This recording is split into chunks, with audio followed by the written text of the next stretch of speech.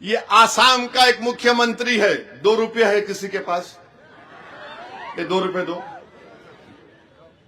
2 रुपये का कॉइन दलाओ।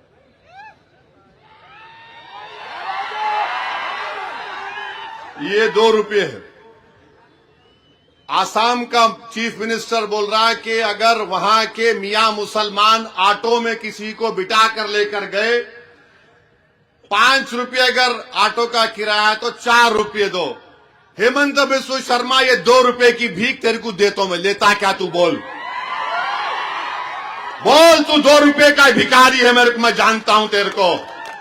तू सिर्फ इतना कम आदमी है, इतना छोटा आदमी है कि गरीब जो ऑटो चलाता 5 रुपये 4 रुपये ले कहां लेता? बोल, देता हूं आके तेरे को, डालूं तेरे अकाउंट में, डाल दूं ये 2 रुपये को।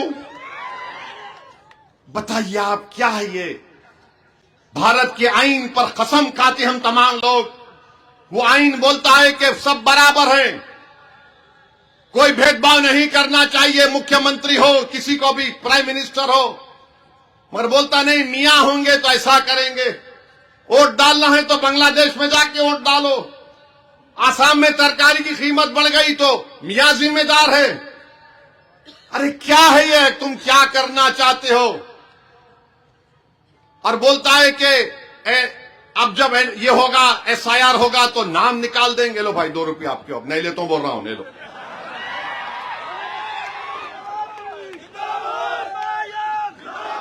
आप बताइए क्या हाल है? तो मेरे अजीज दोस्तों और बुजुर्गों, बोलना तो बहुत चाहता हूं, मगर निजामाबाद भी जाना है। आखिरी बात बोल के जा रहा हूं, मजलिस का चेयरमैन बनना जरूरी है। क्यों? बोधन की तरक्की के लिए, बोधन के अमन के लिए, भाईचारगी के लिए, मगर SIR के लिए भी जरूरी। याद रखो मेरी इस बात को, मैं 6 महीने पहले तकरीर में बोला था, पासपोर्ट बनाओ, बोला था आप लोगों को, जो सुने होंगे मेरी बात को, जिसके पास पैसे पासपोर्ट बनाओ। डॉक्यूमेंट जरूरी है। उसमें एक तारीख लिखी गई कि जो 2002 के बाद पैदा हुए या 87 के महीने के बाद पैदा हुए तो उनको डॉक्यूमेंट देना पड़ेगा। बर्थ सर्टिफिकेट, पेंशन का सर्टिफिकेट, ये 10 डॉक्यूमेंट हैं। याद रखिए, SIR एक बहुत बड़ा चैलेंज हमारे लिए है। आज 11 तारीख को आप वोटर लिस्ट में देखकर अपने वोट का इस्तेमाल करिए, जाइए, ताकि मालूम हो सके कि तुम्हारा नाम वोटर लिस्ट में है। 2002 की वोटर लिस्ट इंशाअल्लाह ताला मजलिस फराहम करेगी आपको, मैपिंग होगी, BLOs आएंगे।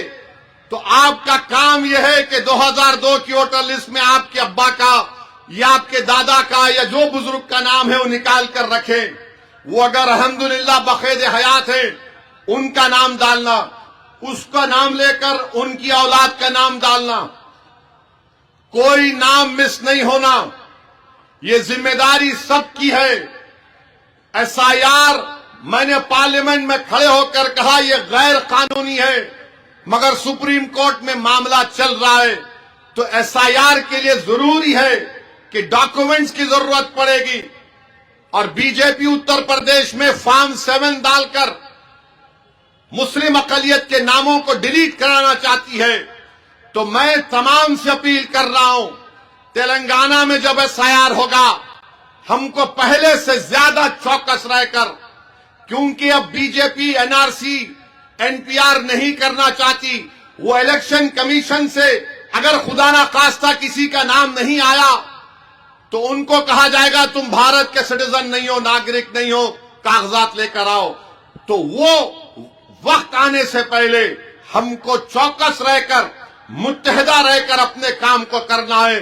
मैं तमाम मस्जिद के जिम्मेदारों से ये अपील कर रहा हूं पूरे तेलंगाना के, कि वो हर जुमे के खुतबे से पहले 3-4 मिनट SIR पर लोगों को बाखबर कराएं। याद रखो, अगर नाम नहीं आएगा खुदा ना खास्ता, तो कल ये लोग बोलेंगे ये लोग भारत के शहरी नहीं है। अगर आपको मेरी बात का यकीन नहीं हो रहा तो गूगल करके देखो, गोवा का एक एक्स साबिका मेंबर ऑफ पार्लियामेंट है, उसको नोटिस आ गई, तुम क्या भारत के शहरी हो बताओ।